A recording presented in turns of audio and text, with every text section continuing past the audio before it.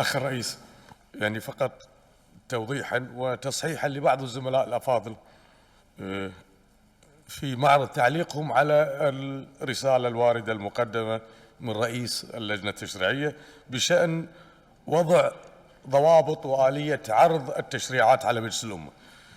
الحقيقة باستعراض عدد الكم الهائل من الاقتراحات بقوانين ومشاريع القوانين اللي تعرض على اللجنة التشريعية، وجدت أن معظم المدة الزمنية تمضي في استدعاء بعض الجهات الإدارية في بعض التشريعات التي يتكرر استدعاء ذات الجهة الإدارية، كما أن المجلس لا ينخرط في هذا العمل كوحدة واحدة. لذلك كان من الأسلم والأكثر يعني إعطاء لفرصة لرقابة الرأي العام على أعمال مجلس الأمة بأن تقسم هذه المقترحات إلى حزم تشريعية تمكن كل لجان المجلس أن تنخرط في عمل واحد. وفي هذه الأثناء أيضا أوضح لي الزميل الأخ أسامة الشاهين فيما يتعلق بأنه قد يترتب على ذلك تعطيل لعمل اللجان الأخرى. هذا الكلام غير دقيق أو ليس هو المقصود في تقديم مثل هذا العرض التنظيمي. القصد من ذلك هو توفير الوقت والجهد على مجلس الأمة وعلى لجانه وعلى الحكومة وعلى الجهات الإدارية المعنية بتقديم اقتراحاتها وتصوراتها لمجلس الأمة أثناء عرض الاقتراحات التشريعية. فعلى سبيل المثال في الاجتماع الأخير للجنة التشريعية تم استعراض 3 اقتراحات، أحدهم يتعلق بقانون الإجراءات الجزائية، التشريع الآخر يتعلق بقانون الرعاية السكنية، الاقتراح الآخر يتعلق بقانون التأمينات. أثناء عرض هذه المقترحات تستدعى جهات إدارية، قد نستدعيها خلال أسبوعين، قد نستدعيها خلال فترة أخرى، ولذلك عرض كل هذه التشريعات ضمن حزمة تشريعية واحدة تمكن اللجنة التشريعية من بحثها مع الجهات المعنية، تمكن الأجهزة الإدارية من تقديم تصوراتها حول هذه المسألة، تمكن لجان المجلس الأخرى والحكومة وأيضا الرأي العام في التركيز على حزمة تشريعية واحدة حتى يمكن للمجلس أن ينجز وأن تحقق أعلى درجات رقابة الرأي العام على مثل هذا العمل. توضيحا فقط لما ذكره الأخ الزميل العزيز أسامة الشاهين فيما يتعلق بطلبات رفع الحصانة. الأصل هو رفع الحصانة، الاستثناء هو عدم رفع الحصانة، واللجنة التشريعية لا تبحث إلا مسألة واحدة وهي توافر الكيدية من عدم توافر الكيدية، وهذه المسألة تدخل في التقدير النائب المطلوب رفع الحصانة عنه.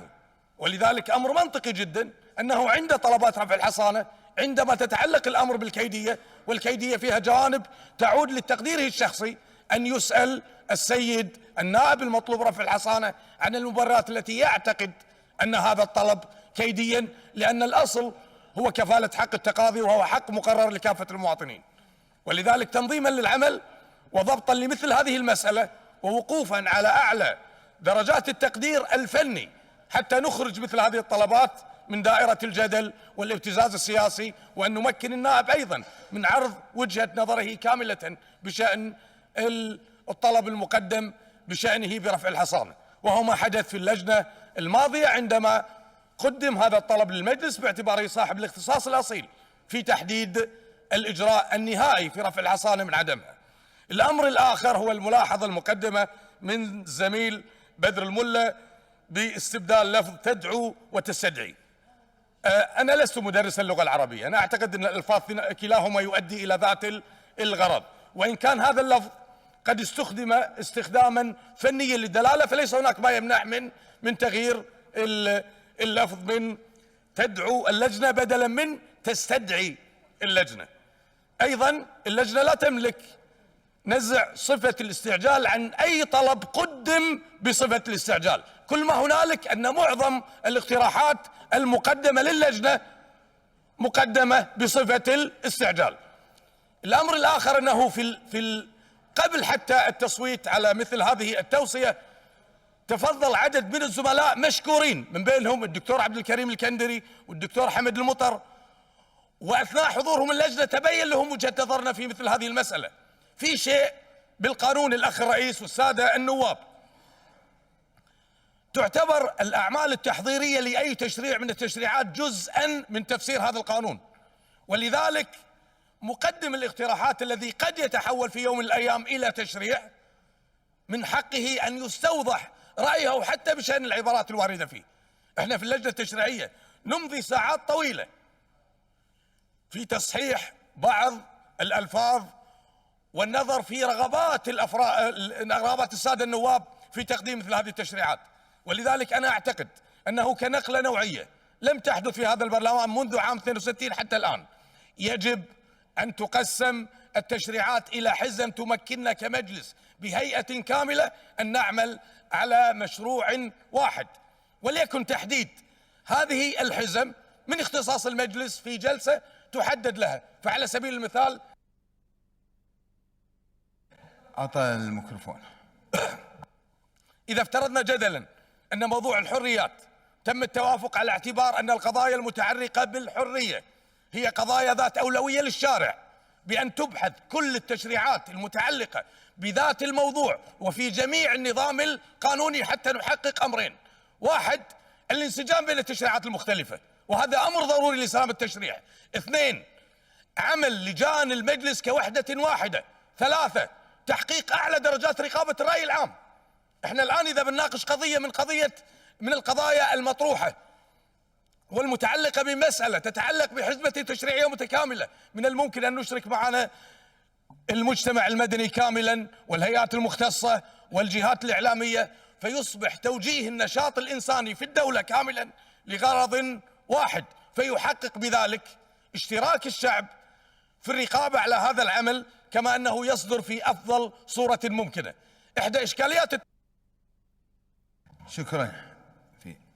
تفضل، أعطى الميكروفون، بس أرجو أن تختصر دكتور لو سمحت. إحدى إشكاليات التشريع في النظام القانوني الكويتي أن بعض التشريعات الفردية التي تصدر أحيانا تصطدم في النظام القانوني، فنضطر لإصلاح هذا النظام أن نعدل بتشريع آخر، فصار عندنا جسم تشريعي مترهل يضم عدد كبير من النصوص بعضها يتقاطع مع البعض الآخر.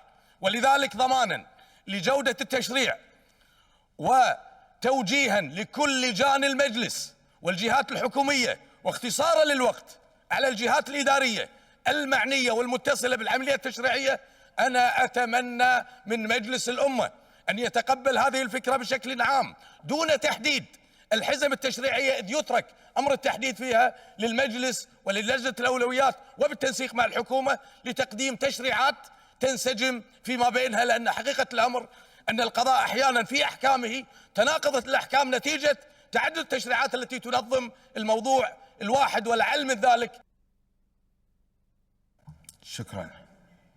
أرجو تختم دكتور، تفضل، أعطى الميكروفون. ولذلك يعني في نهاية المطاف أنا أعتقد أن هذه المسألة إذا قرأت بشكل صحيح وستراعى الاعتبارات المقدمة من السادة الزملاء النواب في بعض المصطلحات الشكلية المتعلقة بهذا المقترح، فأنا أتمنى أن يكون هناك موافقة على هذا المقترح حتى يمكن المجلس من العمل فعلا في بناء تشريعي واحد ومنظم ينخرط فيه كل الأعضاء وكل اللجان وكل الجهات المعنية ويحقق أعلى درجات رقابة الرأي العام على أعمال مجلس الأمة. وشكرا.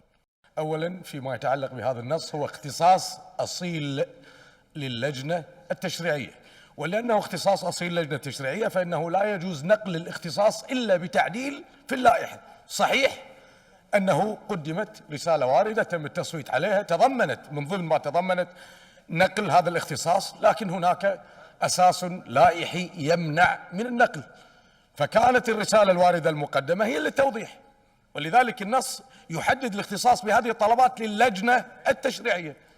احنا ما عندنا مانع أن ينقل الاختصاص للجنة الإسكانية إذا عدلت اللائحة بطلب، فالزميل يستطيع أن يقدم طلبا لتعديل اللائحة ويعرض، واحنا ما عندنا مانع، موافقين على هذا الطلب، لكن إلى أن ينقل الاختصاص لا تملك. ماشي لحظة.